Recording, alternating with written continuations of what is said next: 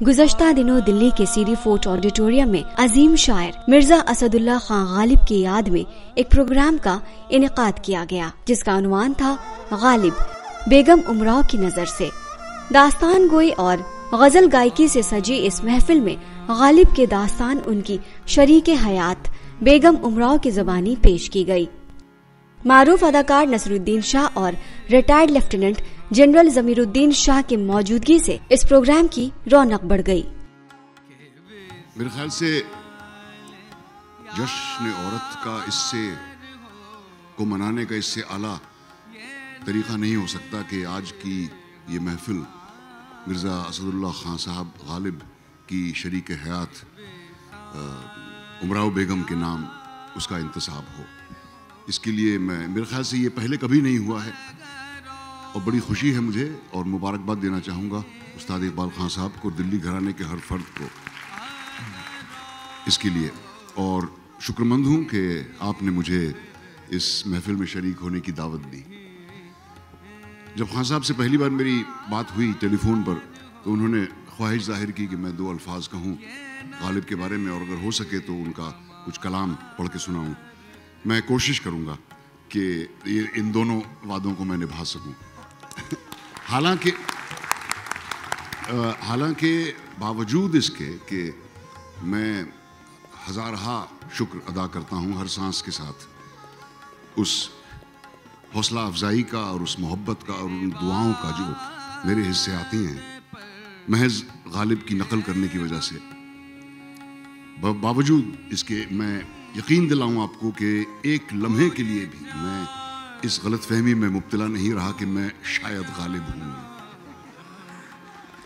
और जब लोग मुझसे कहते हैं कि जब गालिब का जिक्र आता है तो तुम्हारा चेहरा जहन में आता है, तो मैं इस बात को इस कान से सुन के इस कान से निकाल देता हूँ, क्योंकि मुझे अच्छी तरह मालूम है गालिब साहब के बराबर या उनके नज़दीक होना तो दूर, मैं उनके कायनात में मेरी हस्ती एक ज़र्रा बराबर भी नहीं है।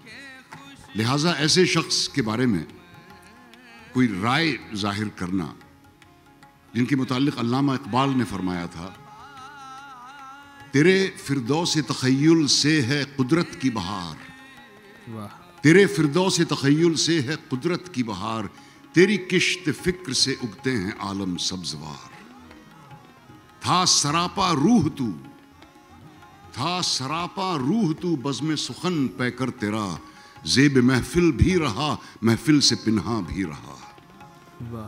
अब इन अल्फाज से आशना होने के बाद और उन्हें कहने के बाद मेरी क्या मजाल कि मैं गालिब साहब के बारे में अपनी राय पेश करके आफताब को चिराग दिखाने की हिमाकत करूं। हाँ, गालिब से मैं अपने रिश्ते के बारे में ज़रूर 2 बातें आपको सुना सकता हूं। जब हम छोटे थे तो मेरे भाई और मैं नैनीताल में पढ़ते थे। हम लोग ट्रेन से आते थे बरेली होकर काठगोदाम से दिल्ली, पुरानी दिल्ली स्टेशन पर। हमारी एक रिश्ते की फुप्पी रहती थी बल्ली मारान में, बल्कि गली कासिम जान में, तो उनसे मिलने हम जाया करते थे।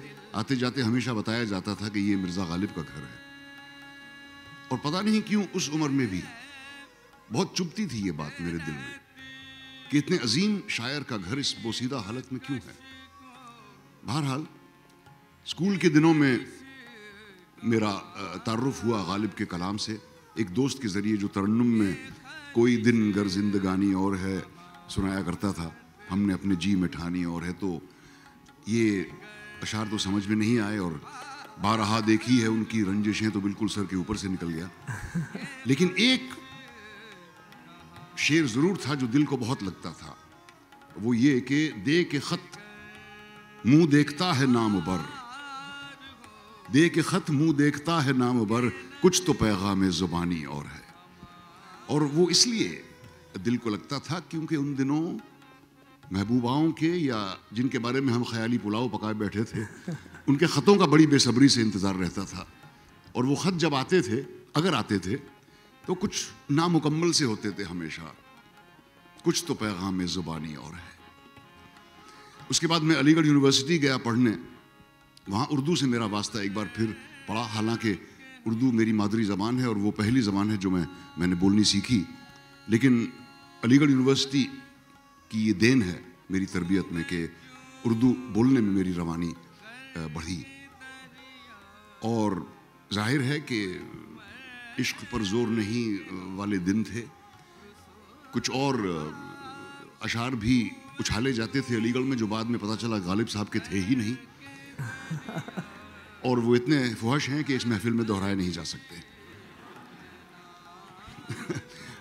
खैर, उसके बाद जिसे हम सिनेमैटिक लैंग्वेज में जंप कट कहते हैं, जबकि एक हादसा ख़त्म होने के बाद स्क्रीन पर एक टाइटल आता है 20 साल बाद, तो 20 साल बाद जब मेरी ज़िंदगी का वो खुशनसीब दिन आया कि गुलजार भाई ने मुझे मुंतखब किया ये रोल करने के लिए, तब सही मानों में उर्दू में मेरी तालीम शुरू हुई और उर्दू शायरी से मेरा पहली बार वास्ता पड़ा, और उसकी गहराई को मैं किसी हद तक समझने की कोशिश करता रहा। जो कुछ हुआ उसका पूरा सेहरा गुलजार भाई के सर है, क्योंकि अगर उन्होंने इतना बेहतरीन लिखा ना होता तो मेरे ख्याल से मैं तो क्या दुनिया का कोई भी अदाकार जस्टिस ना कर पाता उसके साथ।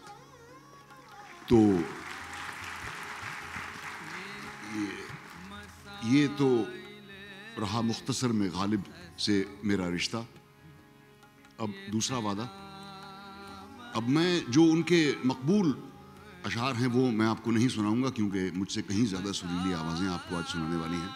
मैं आपको एक ऐसी नज़म सुनाना चाहता हूँ जिससे बहुत कम लोग वाकिफ़ हैं गालिब साहब की। मैं तो बिल्कुल ही नहीं था जब तक मैंने ये गालिब का रोल नहीं किया था। ये एक अर्ज़ी है जो गालिब साहब ने भेजी थी बादशाह सलामत को अपनी पेंशन के लिए, और गालिब साहब के फ़लसफ़ियाना शेर तो खैर जो हैं सो हैं ही, लेकिन उनसे कहीं ज़्यादा ये नज़म मुझे बहुत मेरे दिल के अंदर तक पहुँचती है, क्योंकि कहीं गालिब साहब की मायूसियाँ, उनकी मजबूरियाँ, उनकी नाकामियाँ, उनकी ख्वाहिशें उनको ज़ाहिर करती है, और उनकी खुशामद में भी गालिब साहब का अंदाज़ कुछ और था। ये आप इस नज़म को सुनकर समझ पाएंगे, तो अगर इजाज़त है तो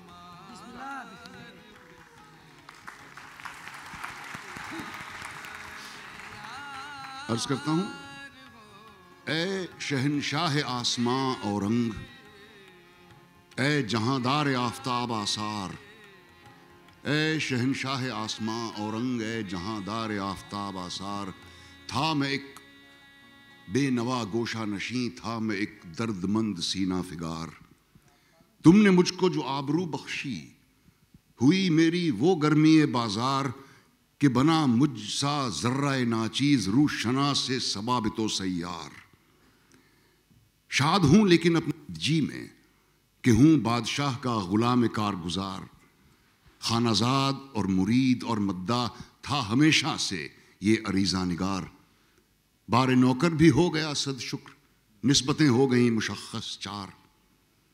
न कहूं आपसे तो किससे कहूं, मुद्दए ज़रूरी उल इज़हार। कुछ तो चाहिए जाड़े में आखिर था, न दे बाद अज़ महरीर आज़ार। क्यों न दरकार हो मुझे पोशिश, जिस्म रखता हूं है अगरचे बार। कुछ खरीदा नहीं अब के बरस, कुछ बनाया नहीं अब की बार। रात को आग और दिन में धूप, भाड़ में जाएं ऐसे लैलो नहार। आग तापे कहां तलक इंसान, धूप खाए कहां तलक जानदार। मेरी तनख्वाह जो मुकर्रर है उसके मिलने का है अजब हंजार। रस्म है मुर्दे की छमाही एक, रस्म है मुर्दे की छमाही एक। खल्क का है इसी चलन पे मदार। मुझको देखो तो हूं बक़ैद हयात, और छमाही हो साल में 2 बार। बस कि लेता हूं हर महीने कर्ज, और रहती है सूद की तकरार। मेरी तनख्वाह में तिहाई का हो गया शरीक साहूकार। जुल्म है जो न दो सुखन की दाद, कहर है जो न करो मुझको प्यार। आपका बंदा और फिरूं नंगा, आपका नौकर और खाऊं उधार। मेरी तनख्वाह कीजिए माह बमाह, ता न हो मुझे जिंदगी दुश्वार। खत्म करता हूं दुआ पे कलाम, खत्म करता हूं दुआ पे कलाम। शायरी से नहीं मुझे सरोकार, तुम सलामत रहो 1000 बरस, हर बरस के दिन हो 50,000।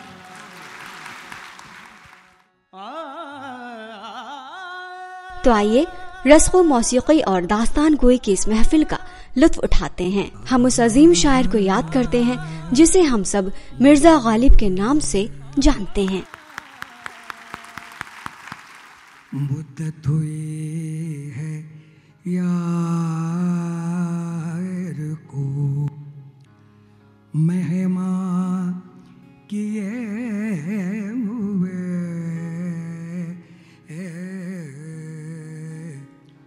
जोशे क़दा से बज़्म चराग़ा किए हुए, मुद्दत हुई है यार को। एक बौछार था वो शख्स, बौछार ही तो था, बिना बरसे किसी अब्र की तरह अपनी सोंधी सी खुशबू जो बिखेर दे हर जानिब। एक नगमा था वो मोहब्बत का, तारीक रातों में हल्की सी सरगोशी, सोई आंखों में सिमटा सा नूर हो जैसे, ख्वाब सा रोशन मेरी जिंदगी था।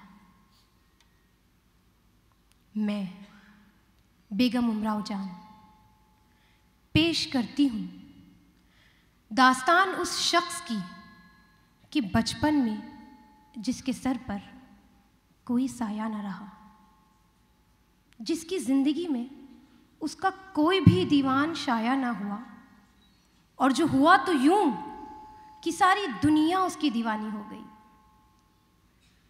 दास्तान उस शख्स की जो ताउम्र खुद परेशानियों में रहा, मगर उसकी शायरी ने ज़माने को राहत और सुकून बख्शा, जो रातों को अपने दर्द से चीख उठता, मगर उसकी चीख आने वाले ज़माने की दर्दमंद आवाज़ बनी, हर टूटे हुए दिल का साज बनी, जो उम्र भर एक शमा की मानिंद चला, मगर उसका नूर आज भी ज़माने को तारीक राहों में रास्ता दिखा रहा है, जिसकी तलाश में लोग परवानों की मानिंद खींचे चले आते हैं।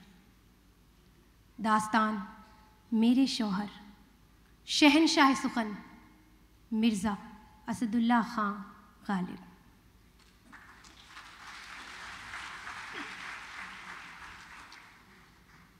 पूछते हैं वो कि गालिब कौन है, कोई बतलाओ कि हम बतलाएं क्या। बहुत छोटी उम्र में मिर्ज़ा से मेरा निकाह हुआ। उसके कुछ अरसे बाद हम आगरा से दिल्ली आ गए। बल्ली मारो की गली कासिम जान को उन्होंने यूं अपनी जान बनाया कि पूरी ज़िंदगी वहीं बसर कर दी।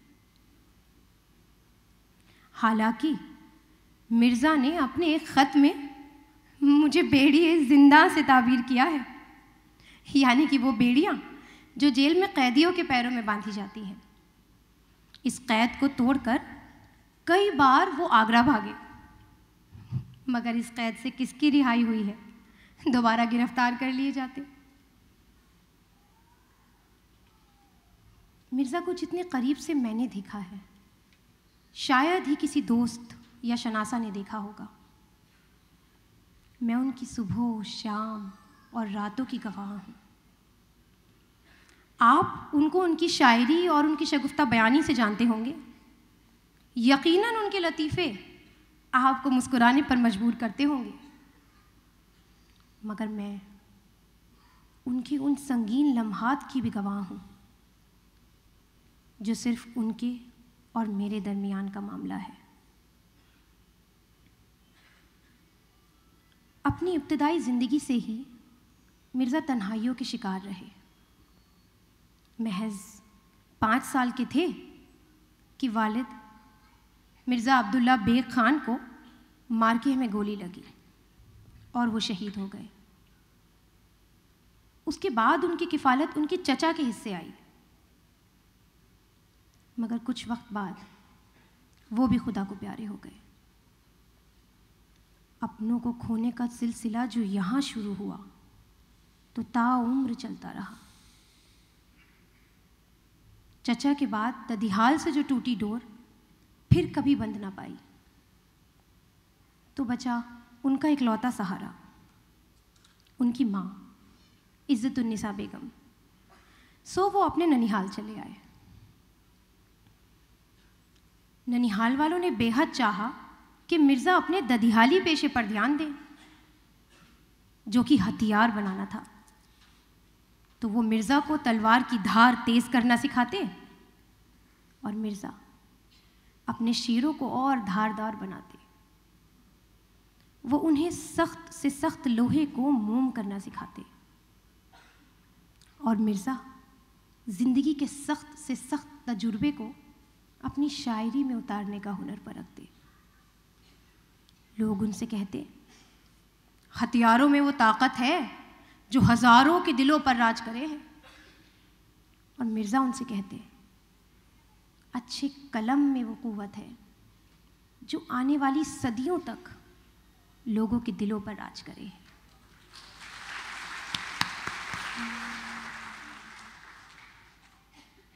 मिर्ज़ा तो अपनी शायरी और अपने कलम की सरमस्ती में मस्त रहे। इधर मैं अपनी पूरी ज़िंदगी खुशियों का इंतज़ार करती रही कि फिर ये जाना कुछ ख्वाहिशें ऐसी भी जिनका रास्ता और मंजिल दोनों इंतज़ार है, क्योंकि वो ख्वाहिशें ही क्या जो यूं ही पूरी हो जाएं। फिर उस खुदा को कौन याद करे। तो मैंने तो उसे ताउम्र याद किया, उसने भी उम्र भर मेरा इम्तिहान लिया है। मैंने दुआ जो की करम की तो नतीजा जलता हुआ शजरे अलम मिला। हजारों ख्वाहिशें ऐसी कि हर ख्वाहिश पे दम निकले। बहुत निकले मेरे अरमान, लेकिन फिर भी कम निकले।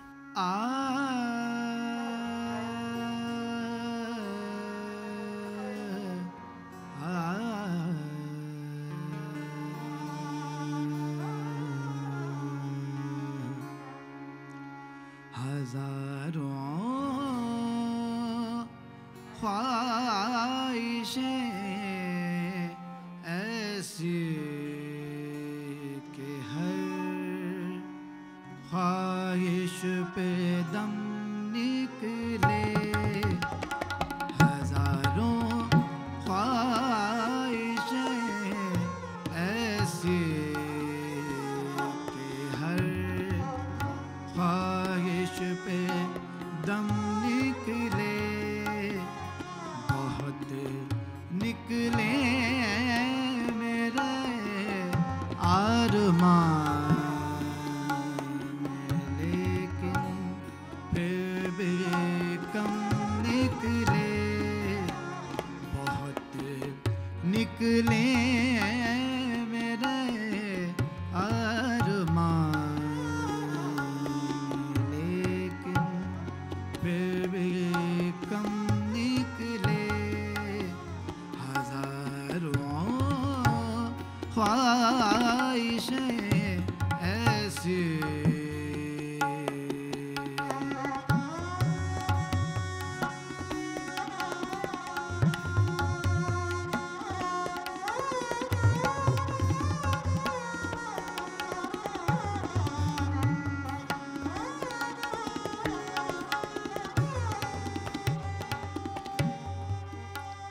डरे क्यों मेरा कातिल, क्या रहेगा उसकी गर्दन पर।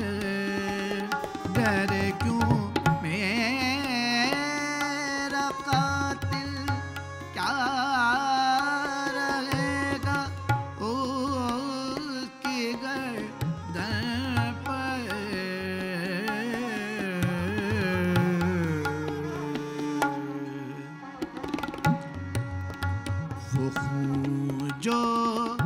चश्मे तर से भर यूं दम बदम निकले वो खून जो चश्मे तर से भर यूं दम बदम निकले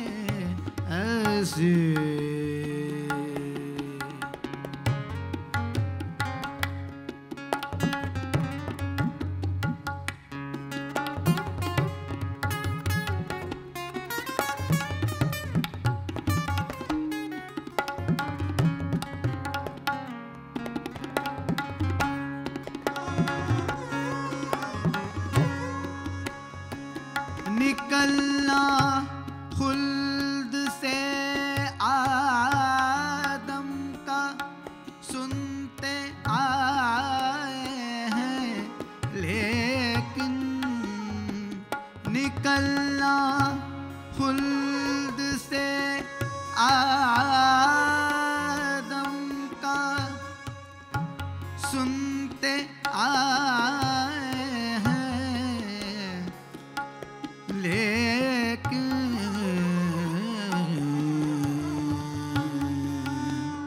बहुत बेआबरू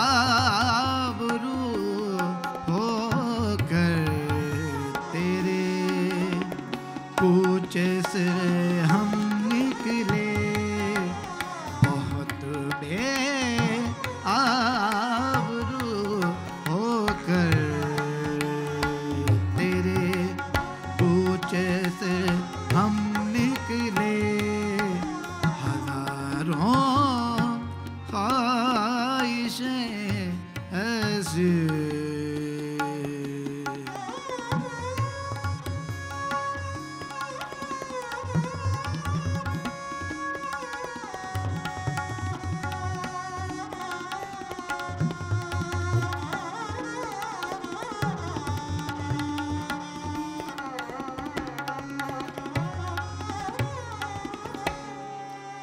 मोहब्बत में नहीं कुछ फर्क, जीने और मरने का, मोहब्बत में नहीं कुछ फर्क, जीने और मरने का,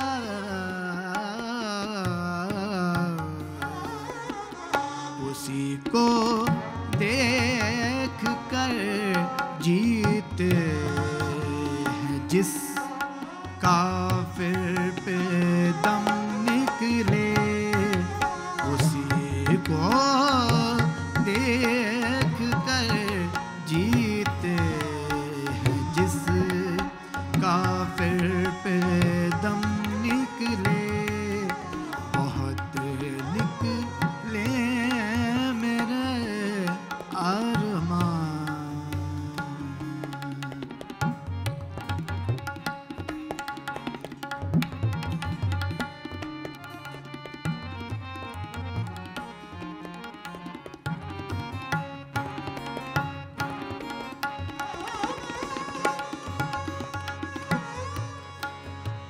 कहाँ मैं खाने का दरवाज़ा गालिब और कहाँ वाइद, कहाँ मैं खाने का दरवाज़ा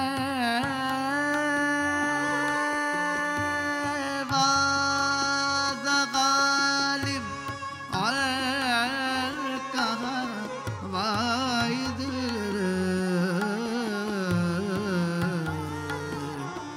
पर इतना जानते हैं कल वो जाता था कि हम निकले, पर इतना जानते हैं कल वो जाता था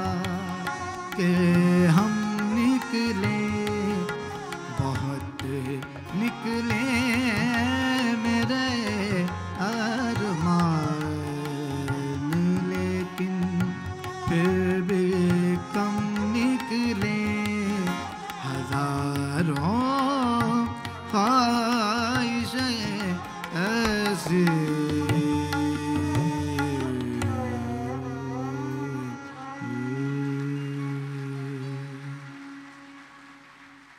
रंज से खूगर हुआ इंसान तो मिट जाता है रंज। मुश्किलें मुझ पर पड़ी इतनी कि आसा हो गई।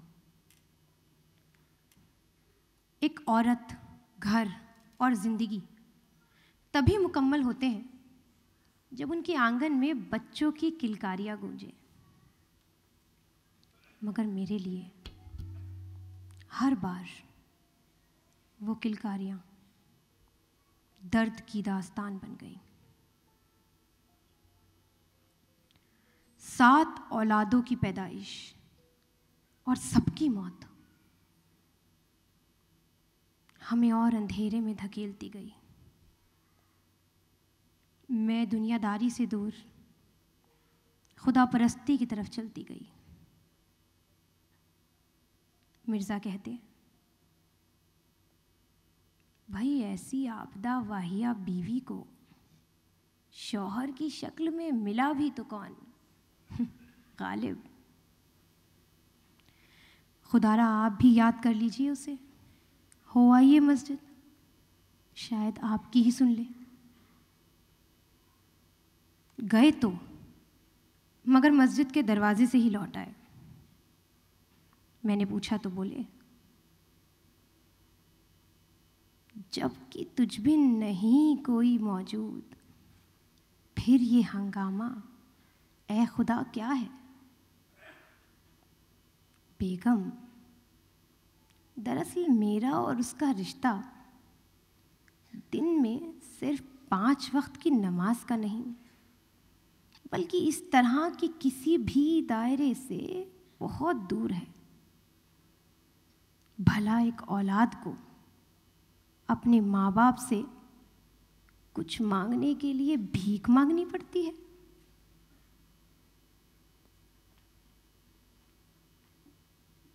हमारी जिंदगी एक पहाड़ की चोटी पर पत्थर को धकेल कर चढ़ाने की कोशिश थी। वो पत्थर बार बार लुढ़कता और हम उसे बार बार धकेलते। तमाम नोक-झोंक होती हमारे बीच, मगर हम हमसाया भी थे और हम नवा भी।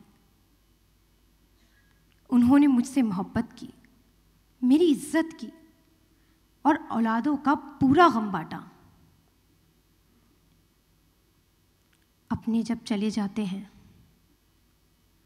तो सीने में धूं धूं करता करबला रह जाता है। अपनी औलाद ना रही, किसी तरह सब्र किया।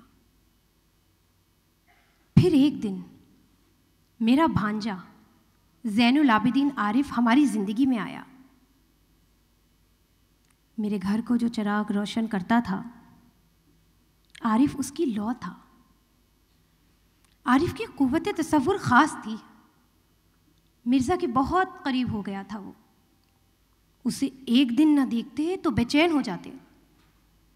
उसको यहाँ हमारे घर में रहने का हुक्म दे दिया। आरिफ बीवी बच्चों समेत हमारे साथ रहने आ गया। बेटा बहू पोतों को पाकर मैं तो खुशी से दीवानी हो गई थी। उन्होंने मेरा घर फिर से खुशनुमा कर दिया, मगर बदकिस्मती ने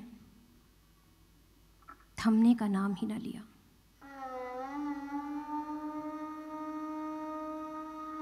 कुछ ही वक्त में खबर आई कि आरिफ को टीबी हुआ है। यहाँ उसकी बीमारी से उसकी बीवी भी चल बसी।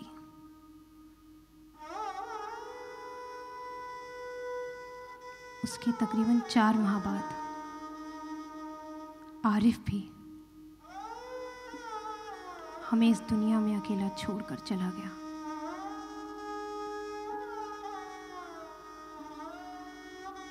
उसकी मौत ने हमें इंतहाई हद तक तोड़ दिया था। कयामत टूट पड़ी थी हम पर।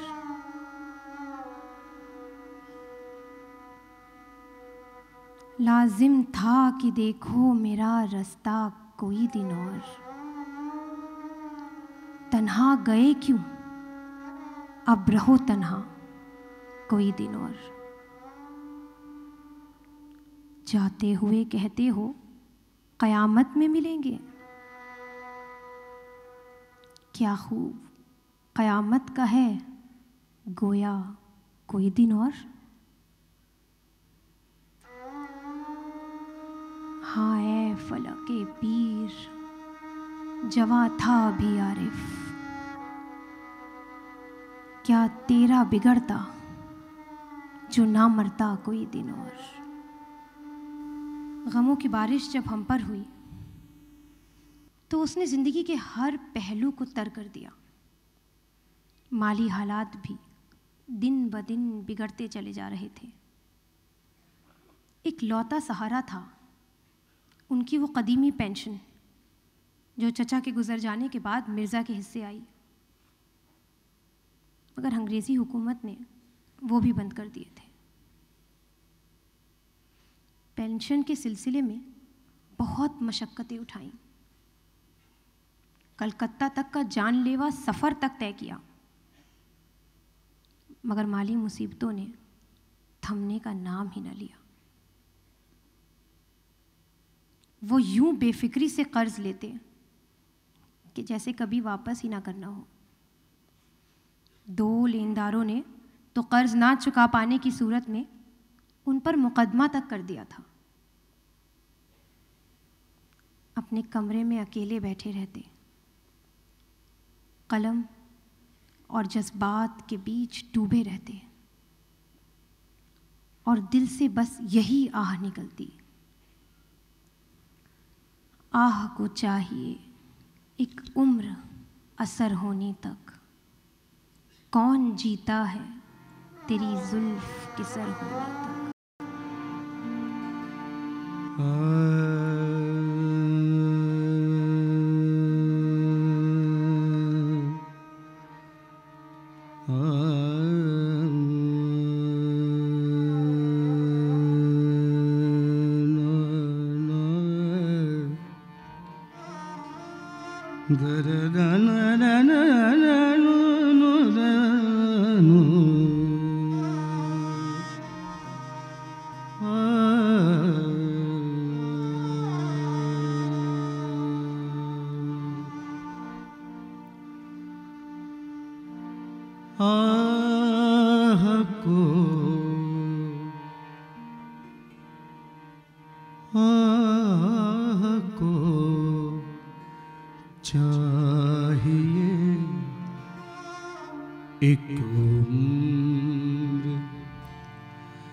असर होने तक आह को चाहिए एक उम्र, असर होने तक कौन जीता है तेरी जुल्फ के सर होने तक, कौन जीता है तेरी जुल्फ के सर होने तक, आह को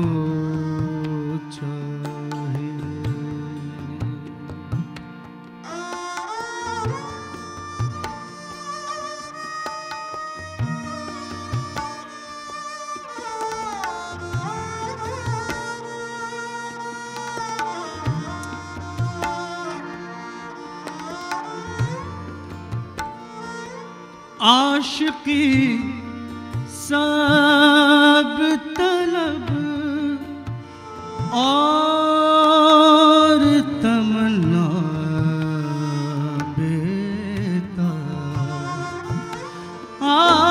आशिकी सब्र तलब और तमन्ना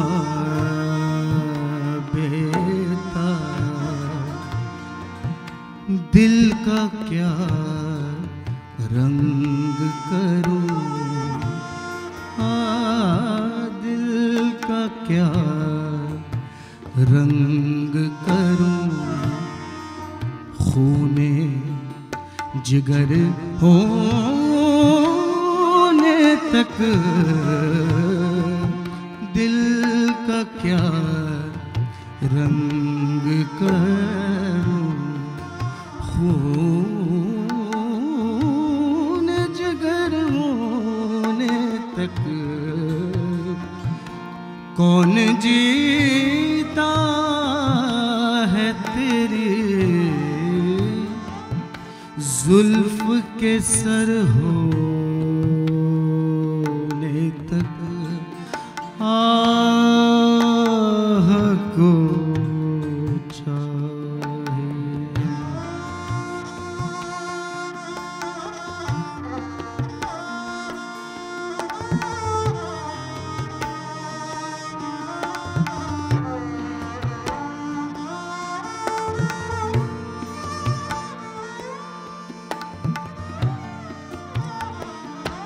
हमने माना कि तगाफुल न करोगे, लेकिन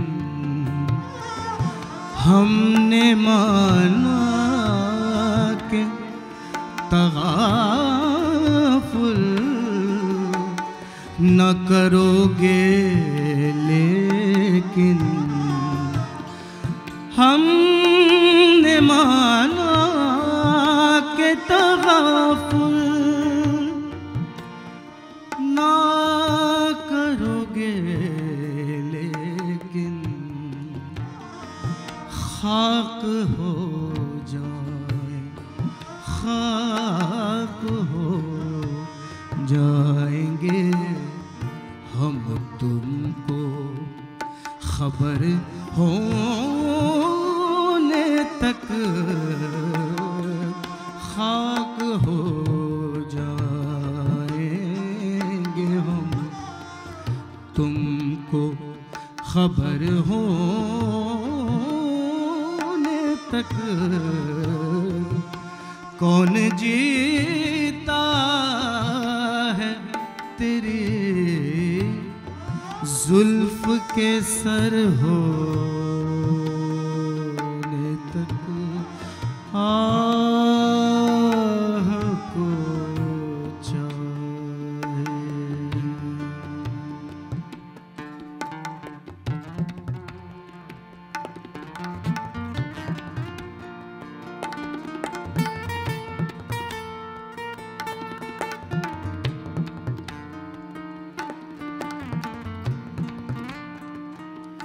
परतवे खुर से है शबनम को फना की तालिम, परतवे खुर से है शबनम को फना की तालिम,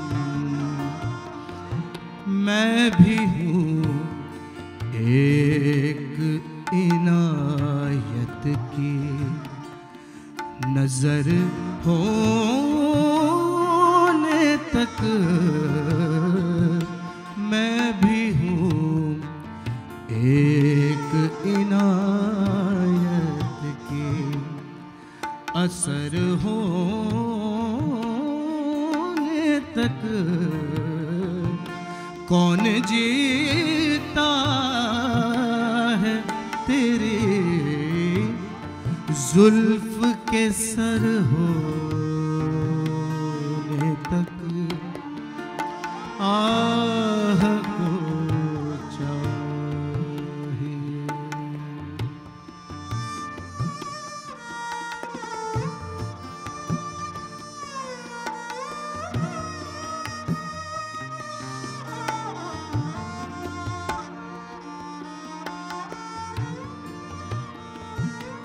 गम हस्ती का असद किससे हो जुज मर्गे लाज। गम हस्ती का असद किससे हो जुज मर्गे लाज। गम हस्ती का असद किससे हो जुज मर्गे लाज। शम्मा हर रंग में जलती है सहर होने तक। शम्मा हर रंग में जलती है सहर होने तक। कौन जीता है तेरी जुल्फ के सर होने तक। आह को चाहे आह को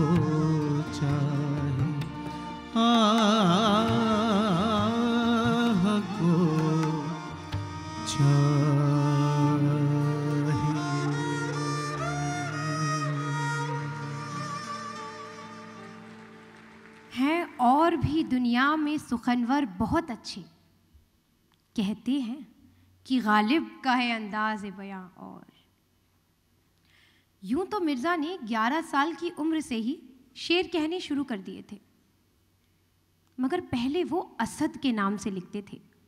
बाद में उन्होंने अपना तखल्लुस गालिब किया। मिर्ज़ा को अपनी फ़ारसी दानी पर बहुत फ़ख्र था। हमेशा कहते, अगर किसी को मेरी शायरी देखनी हो तो फ़ारसी में पढ़े। फिर भी उनके हमअस्र शायर उनकी काबिलियत पर सवाल खड़े करते, उनका मजाक बनाते। बहुत उम्मीद लेकर वो दिल्ली आए थे,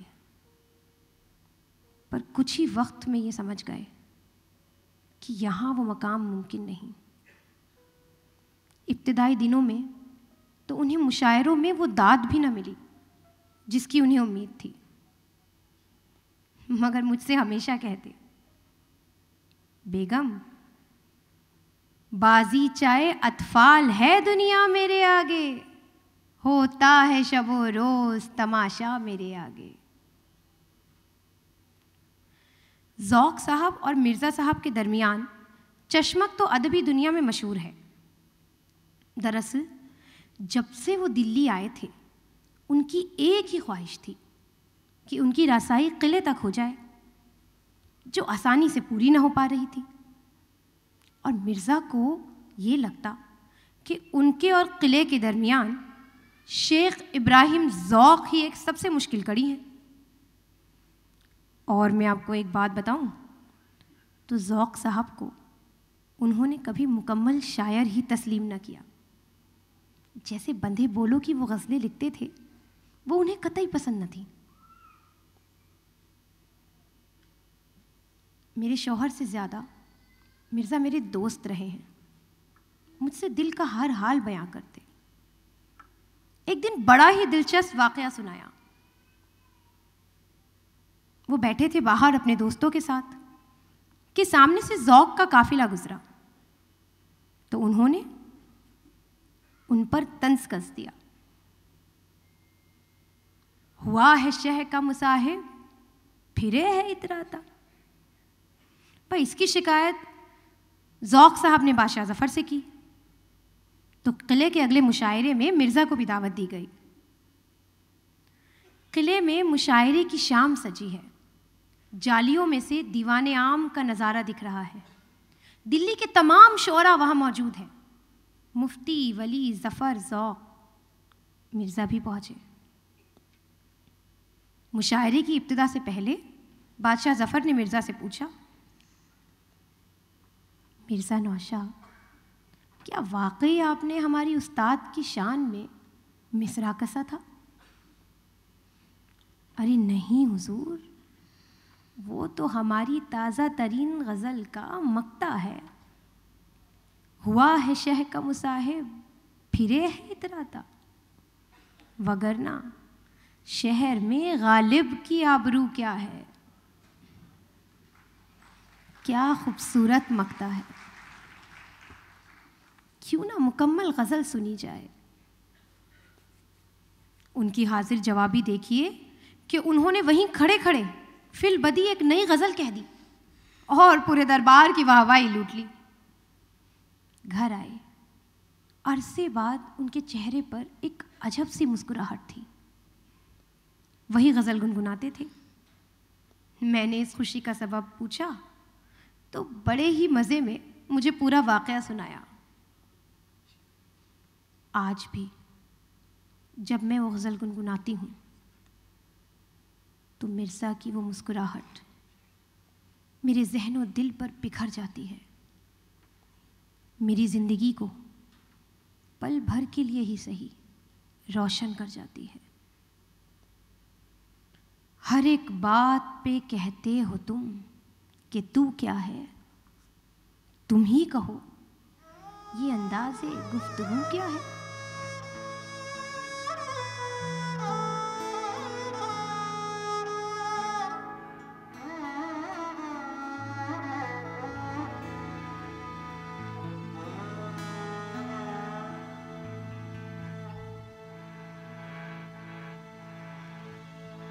हर एक बात पे कहते हो तुम के तू क्या है। हर एक बात पे कहते हो तुम के तू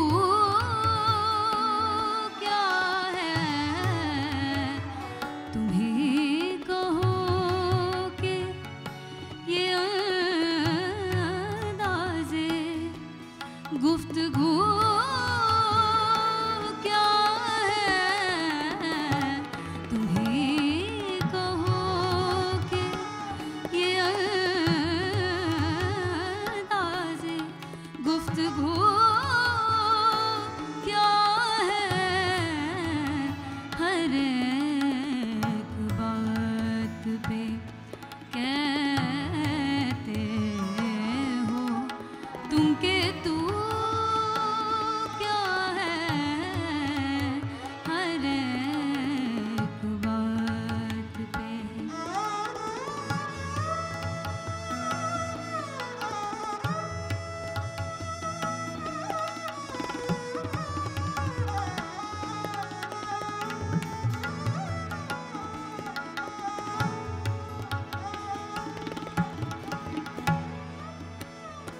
रगों में दौड़ते फिरने के हम नहीं कायल। रगों में दौड़ते फिरने के हम नहीं कायल। जब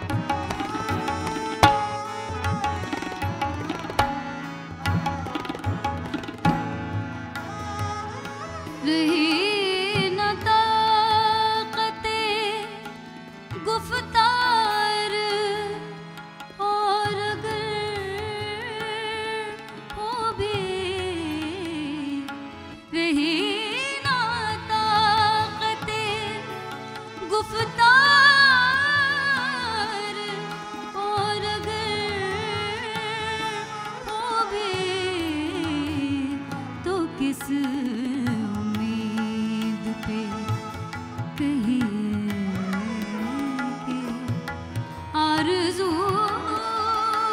क्या है, तो किस उम्मीद पे कहिए कि आरज़ू क्या है। तुम ही कहो कि ये अंदाज़े गुफ्तगू क्या है, हर एक बात पे।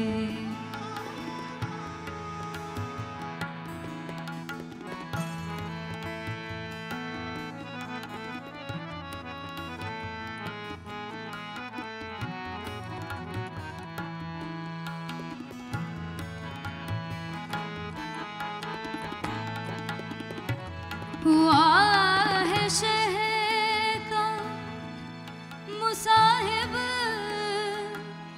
फिरे है इतराता। हुआ है शहर का मुसाहिब, फिरे है इतराता। मगर शहर में गालिब की आबरू क्या है, मगर न शहर में गालिब की आबरू क्या है। तुम्हें कहो कि ये अंदाज़े गुफ्तगू क्या है, हर एक बात पे कहते हो तुम के तू क्या है, हर एक बात पे। तेरी वफा से क्या हो तलाफी कि दहर में तेरे सिवा भी हम पे बहुत से सितम हुए। गमों ने मिर्ज़ा को उनकी अंधेरी कोठरी में धकेल दिया। एक खला बन गई थी उनके अंदर। मैं हर हाल ये चाहती कि वो इस खला से बाहर आए, उनके चेहरे पर भी एक मुस्कुराहट आए। तो खुदा ने उन्हें एक सहारा भेज दिया। मेरी मुराद नवाब जान से है। वो मिर्ज़ा की शायरी की दीवानी थी और शायद मिर्ज़ा की भी। मिर्ज़ा उनके लिए ख़ास थे और शायद वो मिर्ज़ा के लिए। मैंने उन्हें नहीं रोका, इसे भी खुदा की मर्जी मान ली। रोकना चाहती भी तो किसका रोकती। मैं जो रखती थी एक ख्वाहिश पूरी ना हो सकी। कोई भी औलाद 15 महीने से ऊपर ना पहुंची। खैर, उनकी मुलाकात का किस्सा यूं है कि एक दिन मिर्ज़ा अपने दोस्त की जो कुतुब खाने में पहुंचे तो उन्होंने ये खबर सुनाई, भाई मिर्ज़ा, वो नवल किशोर वालों ने भी तुम्हारा दीवान शाया करने से इनकार कर दिया। वो कहते हैं कि हम उन्हीं शायरों का कलाम छापते हैं जो अवाम में मकबूल हों, जिन्हें अवामुन्नाज़ अपनाए, हर शख्स गुनगुनाए। और मिर्ज़ा को यहाँ दिल्ली में जानता ही कौन है। ये लो, कलाम वापस आ गया। कहीं ना कहीं मिर्ज़ा इसका अंदाज़ा पहले ही लगा चुके थे। मगर उस वक्त उन्हें ऐसा एहसास हुआ कि मानो उम्मीद की आखिरी चिंगारियां भी बुझती चली जा रही हों। इस शेरो शायरी की दुनिया के पीछे की एक और दुनिया उन्हें नजर आने लगी। कुछ वक्त गुजरा तो किसी दोशीज़ा के गुनगुनाने की आवाज़ आई और उस पे गज़ब तो यूं कि वो उनकी ही गज़ल गुनगुनाती थी। लीजिए अवामुन्नास, जिसकी गज़ल गुनगुनाए, जिसके शेर पढ़े। मिर्ज़ा कहते हैं उस आवाज़ में वो कशिश, वो कुर्ब कि वो बाला खाने की सीढ़ियाँ चढ़ते चले गए। कोठे के अधखुले दरवाजे पर चिलमन पड़ी थी, चिक उठाने की ज़रूरत न पड़ी। वहाँ नवाबजान मोंढे पर बैठी थी, उनकी गज़ल गुनगुनाती, मगर कुछ जुमले आगे, कुछ पीछे, कुछ टूटे, कुछ जमा। उन्हें देखकर वो हड़बड़ा के उठी। आपकी तारीफ मियाँ, ये क्या वक्त है बाला खाने आने का? शाम को आइएगा। जी माफ़ कीजिएगा, दरअसल जो गज़ल आप गुनगुना रही थीं उसका शेर, आप जानते हैं ये किसका शेर है? देखिए, आधा है और आधा मिट गया।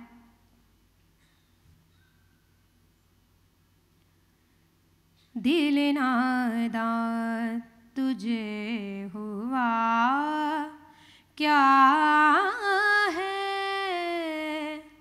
आखिर इस दर्द की दवा क्या है।